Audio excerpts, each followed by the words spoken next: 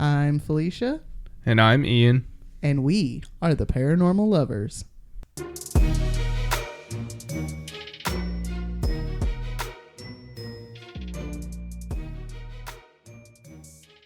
Hello, paranormal dudes, dudettes, and dudays. Welcome back to another episode of The Paranormal Lovers. Hey guys, Hey, guys. thanks for joining us for another week, episode 106. 106. Appreciate y'all's patience while we got rested up and whatnot last week. Yeah, we needed a break. Yeah. All right, let's get the business out of the way real quick. If you enjoy learning about history and relearning the lies we were told in school, give our show Rethinking Our History a listen. If you would please be so kind, give us a follow and share on social media, Facebook, TikTok, Instagram, as well as videos on YouTube. Just search for The Paranormal Lovers in a search bar. If you would like to support the pods, we have a couple of ways to do so. First, we have a merch store at theparanormallovers.threadless.com. Secondly, we have a Patreon at patreon.com/theparanormallovers.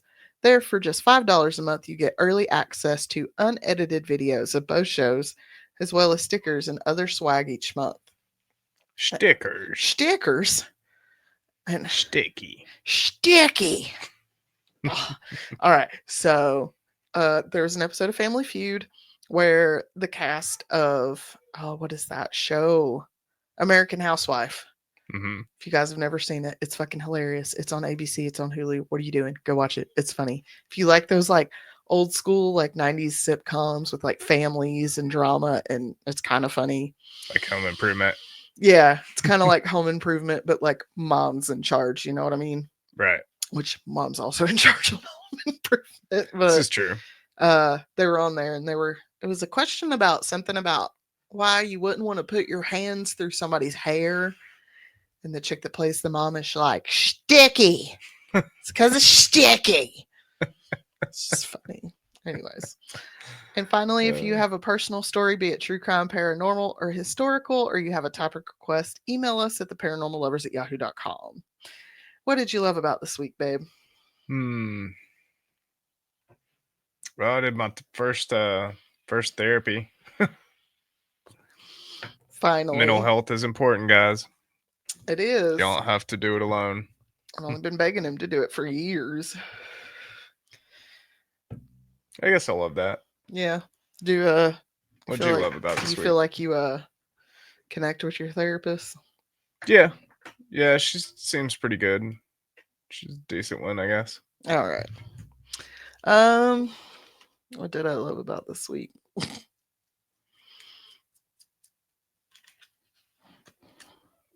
I don't know, guys. It's been a long week. Yeah. It's been a long week. You like your watch? I do like my watch. I've been getting sleep. I like that my husband recommended I try valerian root. I threw some valerian root with some magnesium together, and I've been sleeping better. Oh, it makes you like have funky dreams. See, I'm still or not at least having. It did with me. I'm not having funky dreams though, because I have 95% THC and 5% blood. So, like, my blood is green. Yeah.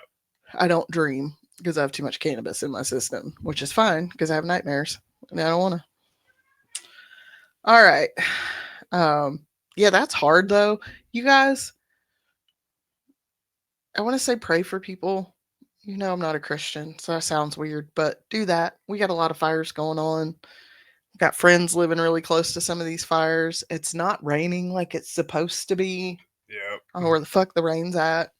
Just pray for people. Yeah.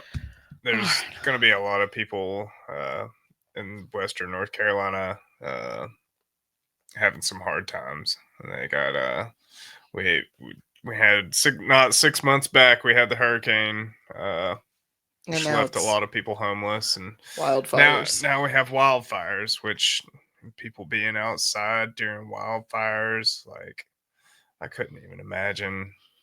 Like, yeah, I don't know. We're not sure if it was from her digging or what, but if you've ever heard a dog reverse sneeze, it's a very jarring noise to deal with, and our dog does it sometimes when she gets out digging in the yard. But we ended up having to give her Benadryl last night because pretty sure it's from her being just out in the smoky air. Yeah. Because even yesterday morning, you could smell it I kept looking, thinking I was seeing ashes. I wasn't. There's too many Bradford pears around here. That's probably what I was seeing. Yeah, it's a lot of stuff blooming at the same time. Also, really cool. Did you know that the state has a Bradford pear like swap program where if you Mm-mm, have Bradford pears on your property, if you cut them down, you can actually get a native plant, a native tree to replace it with that's cool. because Bradford pears are an invasive species Hmm. Right on. and they are extremely invasive. You see, you know all those the little white things we see and flying everywhere, the Mm-hmm. little leaves? That's Bradford pears. Hmm. All right. So this week we're back in North Kakalaki, but we're going to go back east, down there where some of my family's from. Nice. We have some history, some paranormal, so let's buckle up. Between Norfolk, Virginia, and Elizabeth City, North Carolina, is 750 square mile Great Dismal Swamp. Mm. Smack dab in the middle of the swamp lies Lake Drummond, a 3,100-acre natural lake, one of only two in the state of Virginia. Hmm. People are very confused about how this lake formed because there are no streams and no rivers that feed water into this lake. Oh, that's weird. Oral legend from the Nansemond Nation says that the lake was formed when a firebird made a nest in the swamp. A hunter spotted the bird and planned to kill her. First, he slaughtered all of her chicks, then took their feathers and talons and dressed himself like one of her chicks to get close to her. He leapt at her, and she flew away, never to be seen again. When her fire died out, a large hole was left where the blood of her chicks pooled, giving us the lake today. Hmm. Science kind of validates this legend, stating that it is likely the lake was formed after a peat fire, Peat, not Pete, Yeah. in the swamp some 4,000 years ago. Hmm. The swamp is believed to have been, at one point, 1 million acres 9,000 years ago. But due to time and humans, it has shrunk by over half that size. It is believed that indigenous people were living in this area as long as 13,000 years ago. As recently as 8,000 years ago, the Chesapeake area natives hunted, fished, and foraged throughout the swamp. They would set controlled burns and even cultivate corn in the dry areas. Hmm. I can't work out. I'm recording. Sorry. My wristwatch was like, time to work out. I can't. In 1665, it was quote unquote discovered by William Drummond, who was the first governor of North Carolina, hence the name. In 1728, William Byrd III led a land survey to establish a boundary between North Carolina and Virginia, and it was then that the area got the name the Great Dismal Swamp because it's just so dismal. Just absolutely dismal. Oh, so dismal. Artex. White people are like, it's so dismal. And the indigenous folks are like, we don't know what you're talking about. We've been living here just fine. We're gonna grow some shit right over there. We're going to grow some shit over here just because y'all can't do it. I don't know what to tell you. When George Washington visited the area, he and others created the Dismal Swamp Company in an effort to drain the swamp, but over time, timber harvesting became a more profitable venture. Archaeological finds have shown that natives and enslaved people regularly escaped into the swamp to get away from colonizers and enslavement. One of the most notable of these are the Maroons, Africans who escaped slavery and made their way to the swamps to live out their lives, oftentimes alongside the indigenous people who were fleeing the colonizers. Hmm. With the indigenous knowledge of the land and animals and African knowledge of tropical climates and agricultural practices, they were not only able to survive in the swamp, but thrive. Right. It also became an important part of the Underground Railroad. Construction in the Dismal Swamp on the Dismal Swamp Canal began in 1793 and was completed in 1805. In 1830, a railroad was built through the swamp, which helped with the harvesting of timber from the swamp. After the Albemarle I live here and I fucked that up. The Albemarle. Albemarle. Albemarle. Albemarle. It's a hard word to say, okay? Albemarle.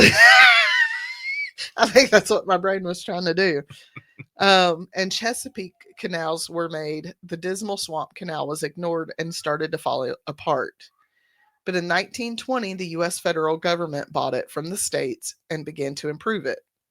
This canal is the oldest working man made waterway in the United States. I think when you say that Which is word, pretty like cool. the Western North Carolina just comes out of anybody. After the Albemarle, Albemarle. that marl gets you real hard. Yeah. In 1974, Congress declared the swamp a national wildlife refuge. Recently, the area was under consideration as a national heritage site, but considering the current administration's love of whitewashing history, Yeah. not sure if that's going to happen. Yeah. That's That's about all we can say right now about the current administration. Just like the one thing I love about North Carolina is the mountains and forests here. And when you start fucking with the national parks and taking away all that shit and logging it, I'm just like, man, it's my home. Literally taking away my home. he chopping down all these trees and shit, and it's like, folks, we can't breathe money. Like, We can't eat gold. Like, national you know what I parks mean? have been one of, if not the best idea the government has ever had. Listen, you Just know, to, fucking like, Teddy Roosevelt is rolling in his goddamn grave right now. I'm sure. I'm sure. I hope he's fucking haunting the shit out of Mango Mussolini. I hope he turns into a zombie and assassinates him. He gonna no, he can't turn into a zombie because if he tried to kill that one, he would starve to death. There ain't no fucking brain in between those ears. So, with all of that, it should come as no surprise that this swamp is widely considered to be one of the most haunted locations in Virginia. Nice. The most famous haunting from this swamp is the Lady of the Lake. Another lady. It is said that a young native woman died in the swamp right before her wedding day. Full of grief, her love spent the rest of his days wandering the swamp looking for her, and it is said that he found her. There have been many reports over the years of people seeing a white canoe gliding on Lake Drummond with a lamp full of fireflies to light their path. And once again, there is science behind the legend of eerie lights that seem to float through the swamp. Swamp gas. Firefox is an luminescence given off by decaying wood of certain kinds of fungus. Methane is created when vegetation begins to decompose, and it can sometimes light on fire, as well as dried peat throughout the swamp. Hence the peat fire. Mm-hmm. And again, I know it's a dramatization, but you can do research from dramatization, folks. They had an episode on Fire Country where they were dealing with zombie fires. And it was like there was a fire 6 months ago they had put out, but it had smoldered in the peat that was under like the top layer of the ground. Mm-hmm. And then months later, it fired back up. That's wild. So that's what you're dealing with in a swamp. Yeah. Another report from the swamp is that of a fucking phantom graveyard. If you go looking for this graveyard, you will not find it. But legend states that if you are to get lost in the swamp, this graveyard may appear to you as a warning that you have gotten off track. So it doesn't stay in one place. It just pops up wherever lost travelers are at. Weird. Don't think I'd like that. Portals. At one point in time, the swamp was a popular hunting area. It is actually one of the largest black bear conservation areas. Or like black bear refuges. The Great Ghost Cemetery gives me like stairs vibes. Kinda, yeah. Yeah. Hopefully nobody went in there and like came back out with holes in them, so. Right. As history has shown us, the colonizers love hunting anything they can to the point of extinction. Well, the animals of the Dismal Swamp had an amazing defense against hunters.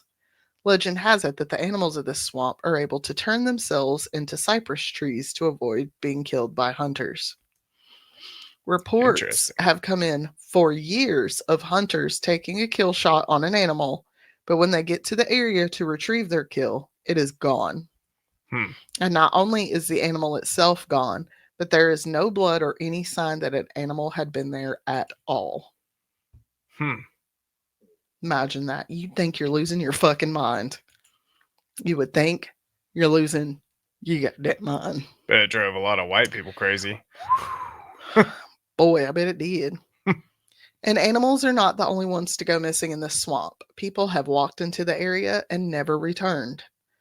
Even more, no trace of them has ever been found again.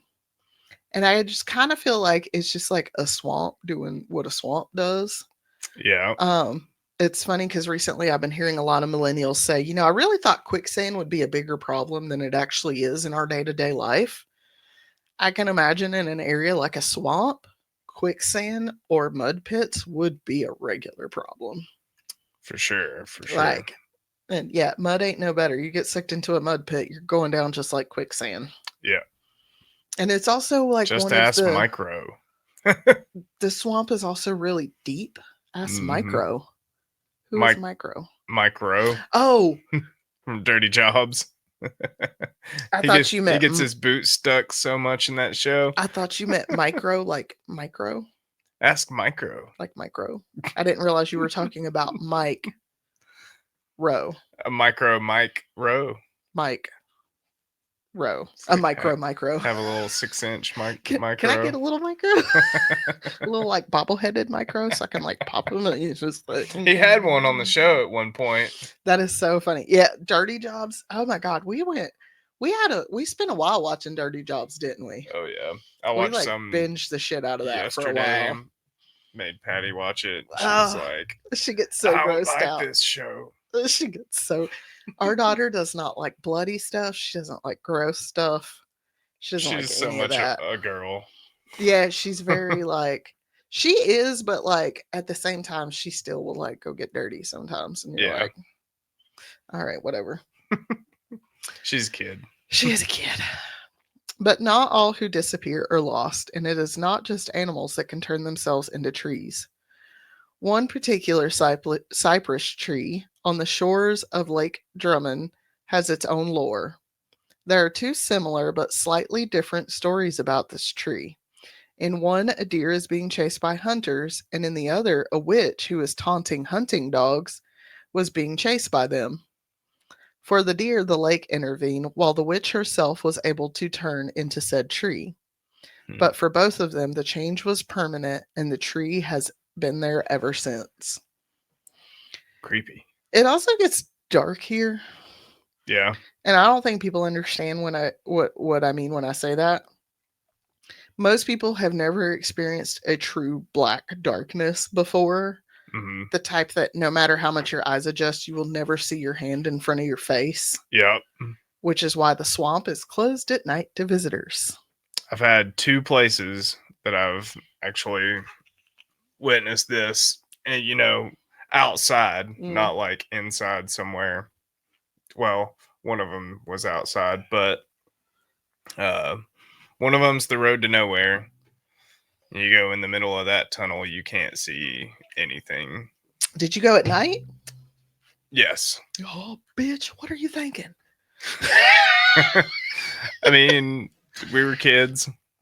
Yeah, We were just driving around. You hadn't heard that damn audio clip from Heather over at Mountain Murders either with the No, fucking chanting and I singing in sure that didn't. tunnel. Jesus.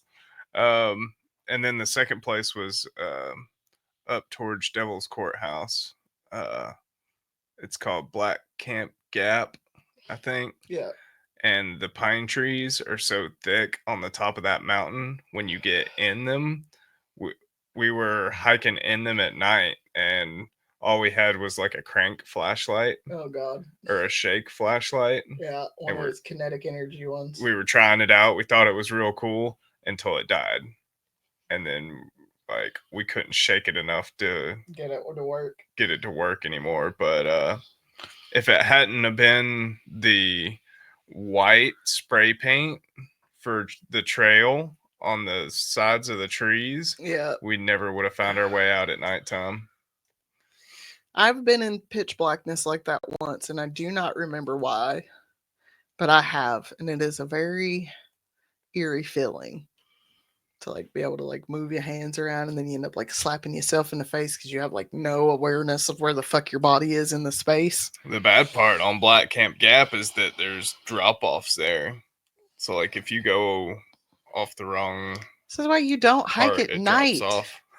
Don't hike at night. Yeah. What were you stupid kids thinking? Nobody taught We y'all how weren't. to hike? I actually skateboarded down part of the parkway that night. Okay, let's make sure It's that we kind of teach fun. Patty to what not to do. Yeah. Okay, don't hike at night. Just don't do that. Skateboarding's fine, just not the hiking. Mm-hmm.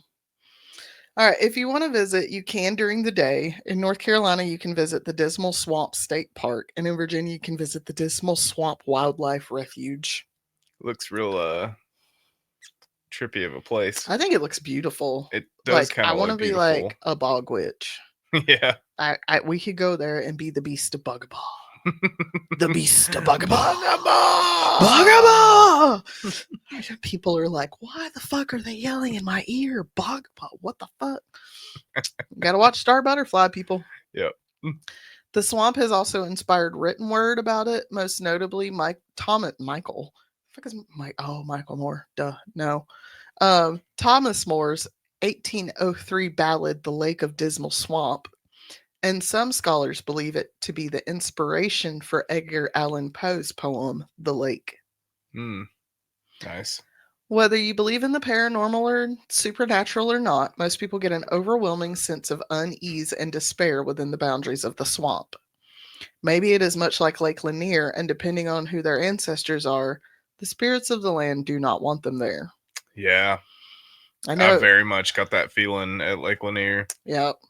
I know it feels like we're going through a spiritual cleansing here in Western North Carolina with a hurricane and flood 6 months ago. Fires everywhere today, and the more I learn about history, the more I am here for it. Yeah. Fight me. So what do you think about the Great Dismal Swamp, Bill? It looks pretty cool. Like, I'd like to go visit there, but It looks kind of spooky. it does look spooky. Dismal. Dismal. Dismal. There's a picture of a train that derailed and flipped over with all the coal spilled out of it there on the Weather Channel. Sure, that's great for the ecosystem. Mm-hmm. Yeah, I would love to visit. I think it's a beautiful place. Kind of looks like one of those places where the nature's just reclaiming everything there. Mm-hmm. Which, yeah, pretty much, because like they tried for a long time to drain that place, and they did a lot of logging and harvesting in there, and they kind of had to just give up after a while because it was costing too much money to keep their operations going. Right. Because like every few months they'd have to go in and drain water at a certain spots. Sure. So just wasn't worth it. Yeah. All right, guys. I bet there's a lot of life there that's unique to the area. Oh yeah. Oh yeah. Like I said, I'm sure it's a pretty diverse place. National Wildlife Refuge. It's the largest. Animal-wise. It's the largest black bear refuge in the country. Oh, I'm sure black bears love it. Oh yeah. As much as they love our yard, I'm sure they love that swamp even more. Listen, I'm not looking forward to the black bears coming in the yard this summer, but yeah. All right, guys. Well, we hope you enjoyed this episode, and join us next week for an Ian episode. Yay. You have any idea what you're doing yet? Not yet. That's us for you. I gotta figure it out. All right, guys. Well, thanks for joining us, and we'll see you guys next week. Bye, guys. Love you. Love you. Bye.